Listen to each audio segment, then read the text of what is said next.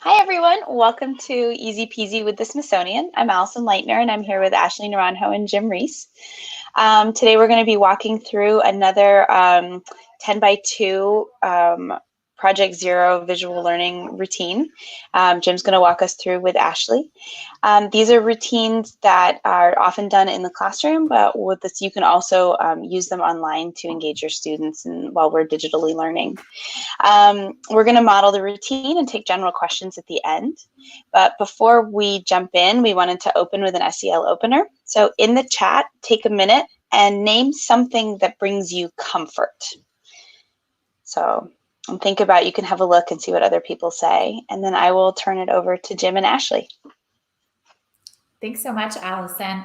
And I love that we've been starting these sessions with a socio-emotional learning approach. I think it's a great way to also model what's possible in a distance learning environment while still having some connection and community as well.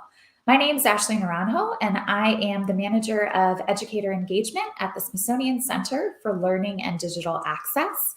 We are a small unit at the Smithsonian, a small department, but we also are a team that manages the Smithsonian Learning Lab. And so we'll actually demonstrate how this webinar has complementary resources available through the Smithsonian Learning Lab. I'd like to turn it over to Jim, who is our Project Zero facilitator for today's session, and he'll get us started in some close looking exercises. Jim? Great, thanks Ashley, and thanks Allison. It's great to be back again. And my name is Jim Reese, as Allison and Ashley said, and I work as an educator at Washington International School here in Washington, DC. And I've been working with Project Zero as a consultant for about the last 20 years. And in my current role, I coordinate just numerous Project Zero oriented activities, professional development events around the DC area. Many of those events include workshops that we do in museums, including Smithsonian sites and the National Gallery of Art. And these workshops are often led by museum educators who are steeped in Project Zero practices. So if you participated on Monday, then it's great to have you back with us. And if you're joining us for the first time for this part of the series, then welcome. We're going to work with a thinking routine from Project Zero that's called Looking 10 times 2. And we used it on Monday with a particular piece, and we're going to use it again today, but with a different piece. So welcome to Easy Peasy, and let's jump in. We're going to use the object we're going to use the routine with an object that comes from one of the Smithsonian museums. I'll tell you more about it a bit later. But this routine, Looking 10 times 2, is quite flexible. It can be adapted for many, many contexts. And as are most of the Project Zero thinking routines we'll be using in this Easy Peasy series. This particular routine cultivates this disposition of close observation. And it helps us slow down, take in details, paying closer attention to those details we might have overlooked if we hadn't taken the time to notice. So before we start, I'm going to ask you to grab a piece of paper and a pen, because the routine asks us to make a list. So here I've got my piece of paper and a pen, and Ashley's got hers. You also might want to just draw a line down the middle of that page, because we're going to do, as the routine says, we're going to do some looking twice. So we'll use the left-hand side first and then the right-hand side as we go through it. So grab paper and pen, and then we'll jump in. So I'm going to ask Ashley if she would bring up the object we're going to examine. And I'm not going to say anything about it at this point in terms of background, but after we finish discussing our initial observations and having some conversation around those through the lens of the routine, then I'm going to fill in some background. So our first step is just to do some close looking. Let's do that for about 30 seconds. Ashley will guide us across the image so that we can see it in full. Okay, there we go. So Ashley's zooming in a bit. I'm just going to ask you to just look at all the rich details of it. You might pay attention to patterns, to the different colors, to texture, to shapes.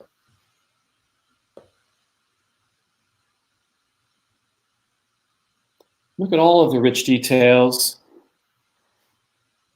And on the left-hand side of your paper, you can start listing 10 things you notice. What are 10 things you notice Anything is fair game here. Use words or phrases and just make your list of 10 things. And Ashley can zoom out so that you can get another look at the whole piece. And feel free to use the comment section if you want us to zoom in on a particular part of the object.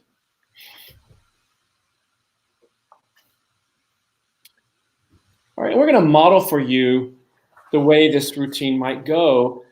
As you start looking over your list, feel free to take an item or two from your list and put it in the chat. And if somebody else has chosen the item that you chose or the detail that you might have chosen to share, just choose another one.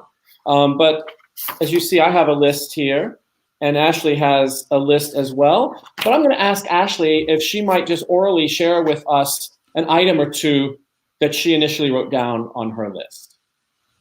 Sure. Thanks, Jim. So as we were zooming using some of the tools in the Smithsonian Learning Lab to get a closer look at this artifact, one of the things that I noticed were kind of the layers that I noticed in this object. So it looks like things are kind of built upon each other, which is kind of interesting to me. Mm-hmm. And then I also honed in on, there's a lot of hexagons. So thinking about shape, there's a lot of hexagons that are interlinked within this object as well. Okay. So we have two observations there. Again, it's rich in detail. Ashley's noticing some things right away.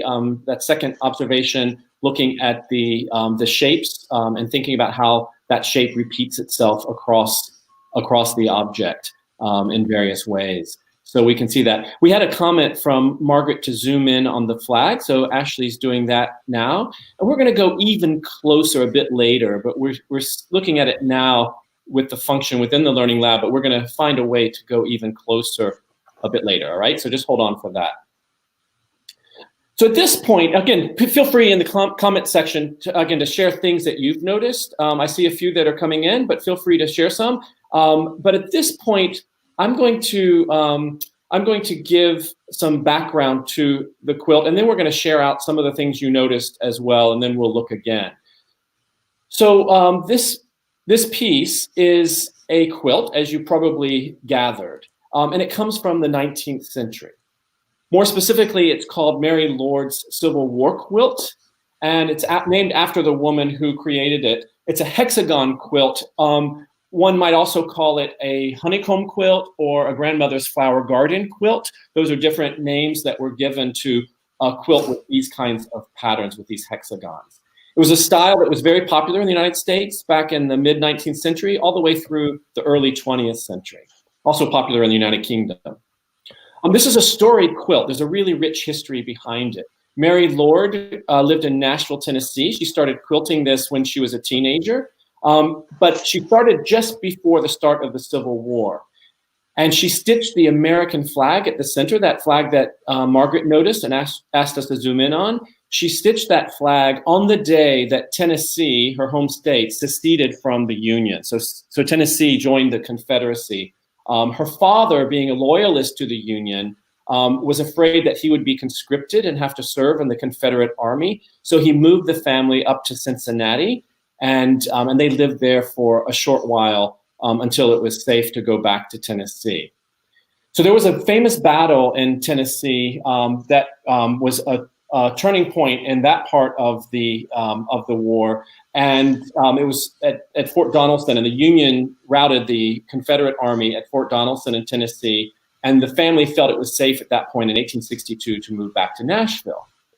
So there's a story that builds on the quilt here. At the urging of Union General William Rosecrans, after the Battle of Stones Creek, another important battle in Tennessee, Mary Lord turned it into an autograph quilt, meaning that she collected autographs from officers in Rosecrans's headquarters at the time, including the general. And over the years, she collected over 100 autographs that are now on the quilt.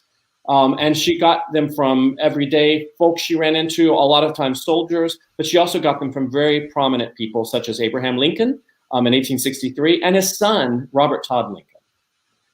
The quilt featured prominently in the funerals of Presidents Lincoln and Grant, both of whom are on the quilt, whose autographs are on the quilt. But it also featured in several presidential inaugurations over the course of the late 19th century. And autographs of the most prominent people are on the flag itself, and we'll see that in just a moment. But there are also autographs all around the quilt on the borders and the hexagons. So this quilt became part of the collection of the Smithsonian American Museum of American History in 1943. All right, so we're going to share a few of those things that you noticed on your first looking before we take a second close look. And so I'm going to turn it over to Allison, let her share some of those, and we'll do a little bit of commenting along the way. Yeah, so we're seeing a lot of people have been noticing colors. So Margaret noticed there's blue with flowers in the center. Jonathan noticed that some of the flowers look like they're made from a clothing fabric and different patterns.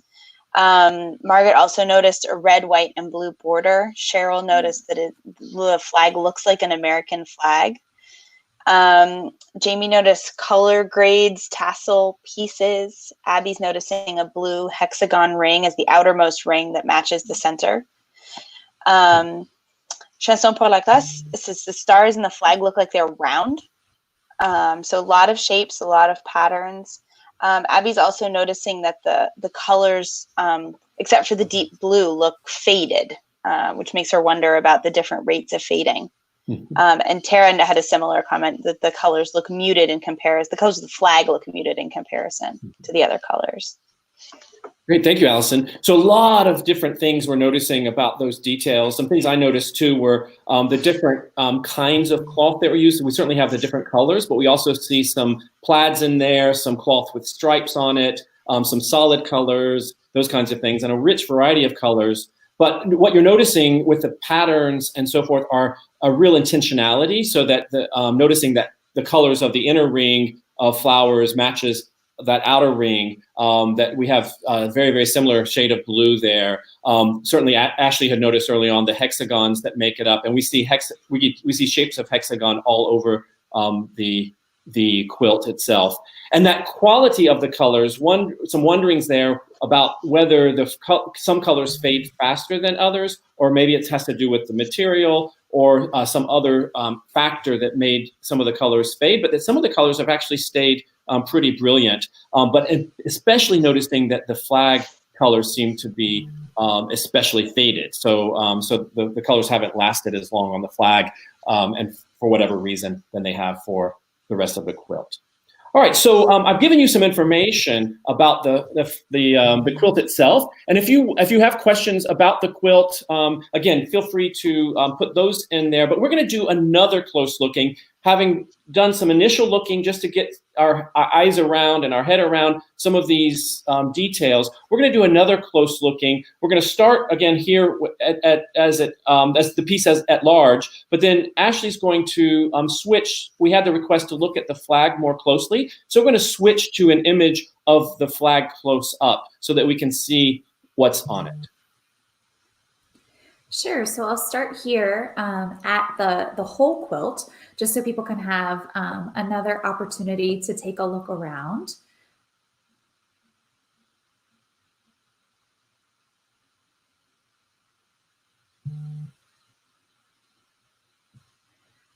And then now we're also going to move into a zoomed in version of the center of the quilt, which includes what some people had noted as the flag there.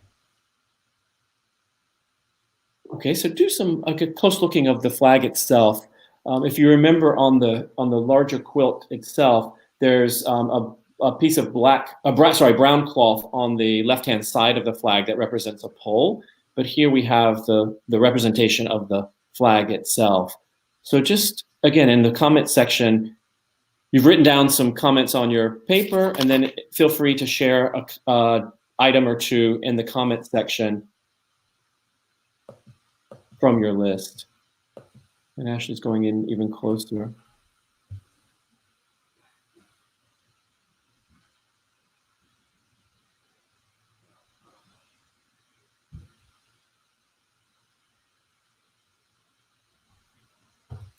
Okay, we're starting to get some comments in. Yeah, Cheryl's noticing that there seems to be a larger star in the center. Mm-hmm. And Veronica's noticing that there are autographs on the white stripes. Mm-hmm. I see them as well on the red. Mm-hmm. Good.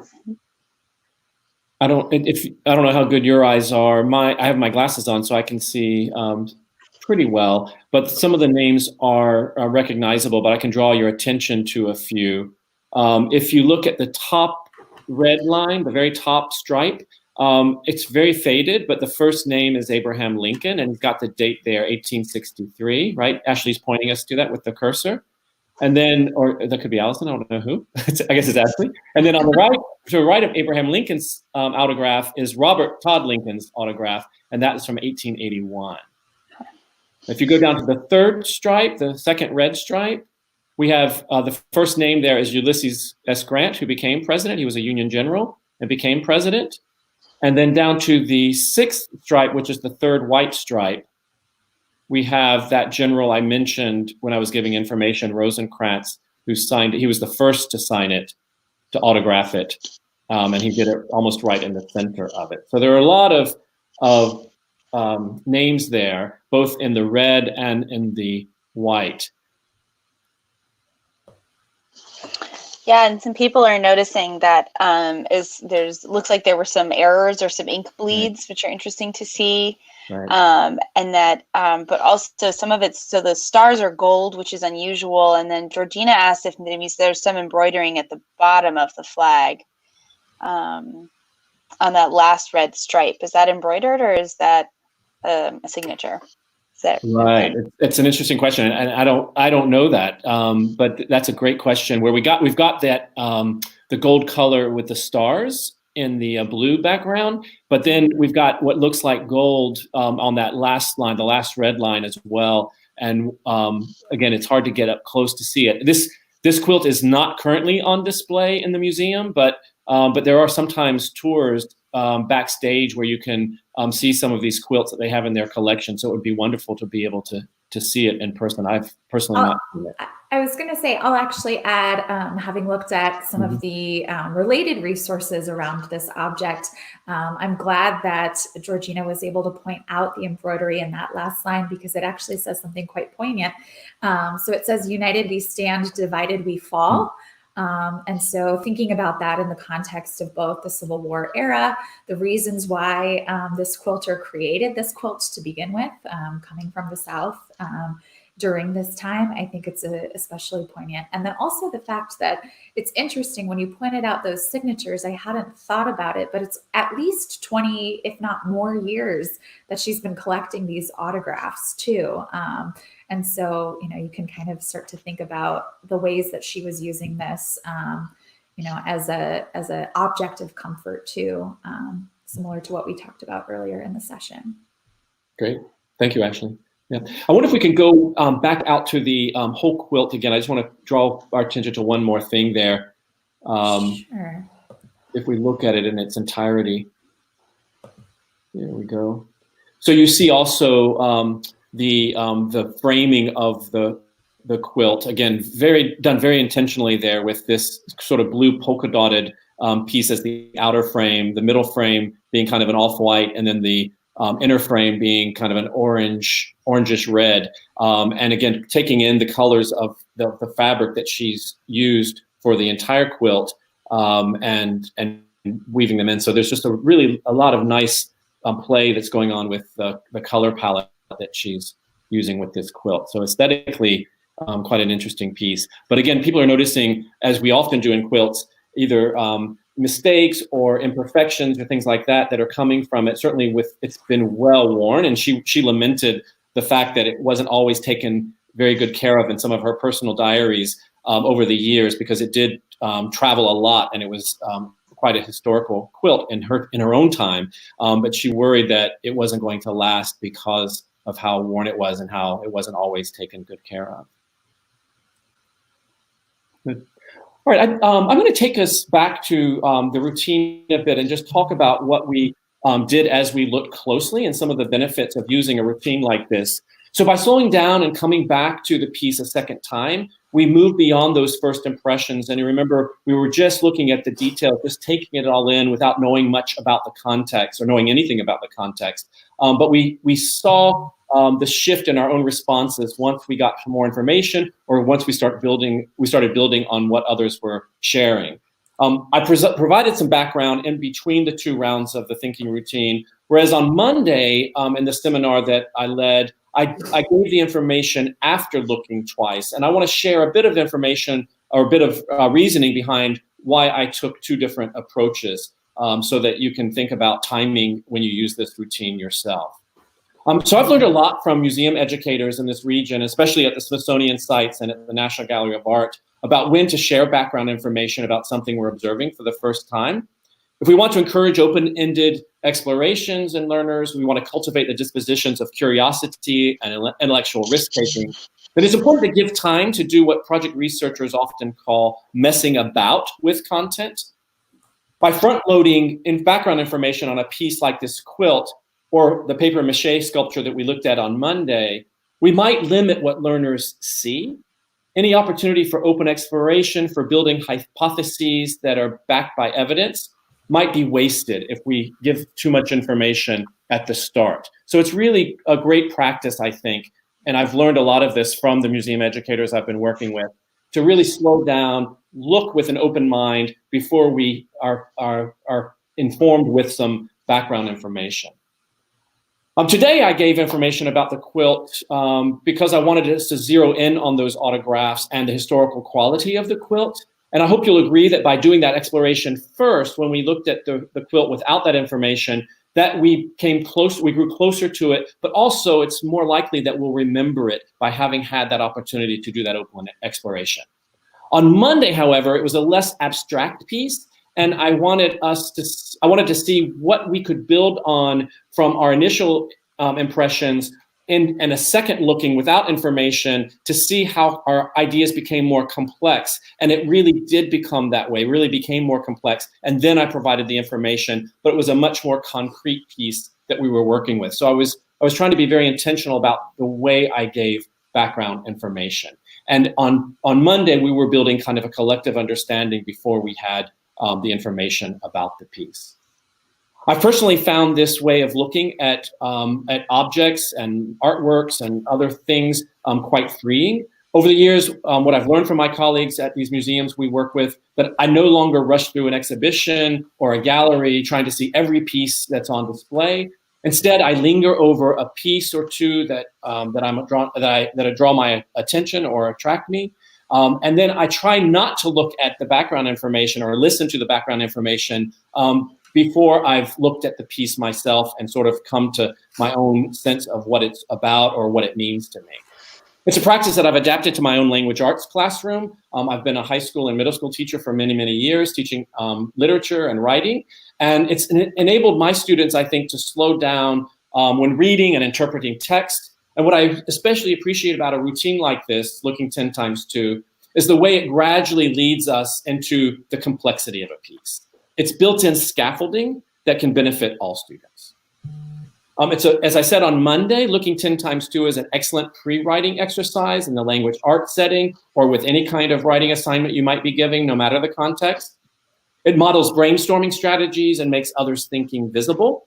And as learners share what they notice, students sometimes who are at a loss to know what to focus on or are reluctant to commit pen to paper, they can benefit from hearing the thinking aloud that other students are doing, just as I modeled that with Ashley sharing some of what she was seeing. It can also help in developing some executive function skills, like organizing our thoughts and thinking before doing or before acting. As a language lesson, it can serve to build vocabulary, focus on nouns, on modifiers, adjectives, adverbs, to generate a list of ideas around which we can build a story or some kind of written piece. And I'm wondering if you might think of ways you could use it in your own context, and feel free in the comments section to give us a few ideas that we can share.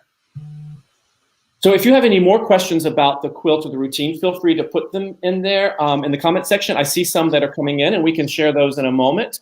But I'm going to turn things over to Ashley for a moment and let her share some of the things that are in the collection that she's created for this particular piece. Sure. Thanks, Jim. So I wanted to mention a few things, just kind of housekeeping. Just to note that this session is archived at the exact same link that you're watching it at right now. So immediately after we're finished, you can share it with a friend, rewatch it, kind of see some of the zooming that we did, or catch some of Jim's commentary, helping us think through how he approached each of these routines over the past week. So I just wanted to mention that as well. But also in the description of this session, there is a link to relevant resources. And these relevant resources are part of a larger series that we're calling Easy Peasy with the Smithsonian. And really the idea is that these are 30-minute kind of quick PD series that help you think about how to engage your students using Project Zero thinking routines paired with museum resources. In this specific session, we were talking about learning to make slow, detailed observations. And you'll notice that we spent a whole 30 minutes really just looking closely at one single object and having a discussion and seeing where that took us. So in this collection, there are a few things I wanted to point out. There is the routine itself, which also includes additional information in the I button of the routine, which provides things like tips, its purpose, how it can be used, and how it can be launched. There's also the specific quilt, and I changed the name of the artifact, so I just said look closely at the artifact, as to not give any information about the object beforehand. But when you click on the I button, you can also see the title of the object, as well as a short description from our curators at the National Museum of American History. So you can take a look at that. I didn't, during our session, do additional views of the image other than the one that we kind of honed in on the flag in the center.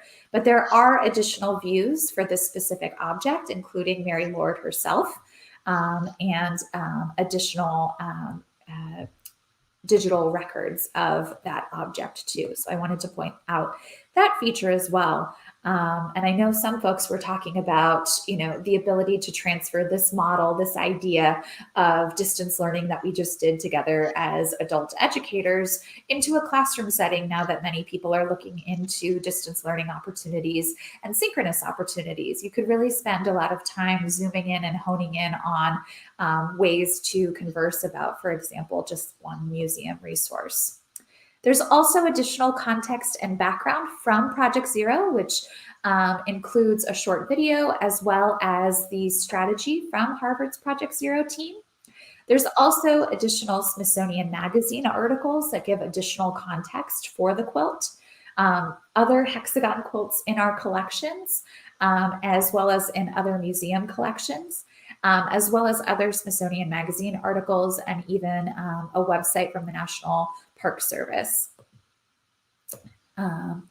Additionally, we've also included some sample lessons that could be extensions beyond simply the pairing of a thinking routine and a museum resource. So for example, here, there's kind of a more kind of broad overview of the use of quilts as artifacts and as commemorative objects. There's also a resource from the National Museum of the American Indian talking about the idea of symbols and whether or not they mean the same thing in every culture. There's a series of quilts from the Anacostia Community Museum. And finally, there's a Hawaiian flag quilt and an object analysis lesson that's also included. The webinar is archived here for you, so you can easily share it with a friend. And there's an online course from Harvard's Project Zero that you can also join in on if you're interested in diving a little bit deeper into all of these routines. I should mention that all of these are available online, and you can also see we have a series of them. So as you scroll through and search Easy Peasy on the Learning Lab, you'll be able to find these resources readily available for you. Great. Thanks, Ashley. We just have a minute or so left, but I wanted to share a resource that means a lot to me, and it's what actually got me really interested in quilts and quilting about 20 so years ago, almost 25 years ago. It's a novel by Canadian writer Margaret Atwood called Alias Grace. This is a cover of it. This is the book itself. Margaret Atwood's a Canadian writer. This novel has won many, many awards. It came out in 1996. I've taught it in my literature classes after reading it and falling in love with it. But what got me interested in quilting was that she uses quilts from the 19th century, typical patterns that were used in the 19th century to start every section of the novel. And the quilting pattern's name, this one's Jagged Edge, the first section, connects somehow to the themes that emerge or the story that emerges in that section of the novel. It's a great novel. It's a murder mystery, and it's told through the eyes of Grace Marks, the protagonist, who was convicted of murder in a case we never know if she really did it or not. But it's a great story, and she's a quilter, and so she talks about quilting all throughout it. But it's what got me excited about using this piece, but got me excited about quilting in general. Finally, I'd just like to share a couple of ways that you might use this routine. It's a very flexible routine, as I said, and we've talked about ways to share information about whatever we might be looking at, the content. But you might also think about how you might use it with the senses. For example, tasting 10 times 2 or smelling 10 times 2. On Monday, I shared, what about listening 10 times 2 for audio, or viewing 10 times 2 with video, with a short video, for example. We had a participant on Monday who suggested using it in a social emotional learning context. For example, feeling 10 times 2 when considering a situation that might be challenging or difficult for young people. So you know your learners, you know your content and the context. So think about how you might adapt it for your own setting, and use the resources that Project Zero offers, that Smithsonian offers, and that we put out there freely for all to use and share ideas with your colleagues in schools near you, far away from you, to get ideas and to bounce them off of each other. And I see some great suggestions in the chat, which will be saved and archived along with this video when we post it on YouTube. I love it, Jim. I just wanted to point out, we have a great comment from Cheryl in the chat too, that I think would be helpful to everybody to just kind of consider as we close out today's session. But her comment says, this gift of time we have during our distance learning adventure, a great noun to describe what we're doing now, makes these PZ routines excellent class culture builders. And I couldn't agree more, Cheryl. Thanks for making that comment and sharing with the group too. Allison, do you want to close us off? Yeah, so I just wanted to close off. So we started off by thinking about some item that brings you comfort. So I wanted to just close out by saying, think about that item that brought you comfort, and how did thinking about that to begin the routine impact your perspective on the quilt when you first saw it, and impact the way that you approach the routine. So thank you very much, everyone, for joining us. We will be back again on Monday at 1, and we look forward to seeing you there. Bye. Bye. Thanks, Anna Maria.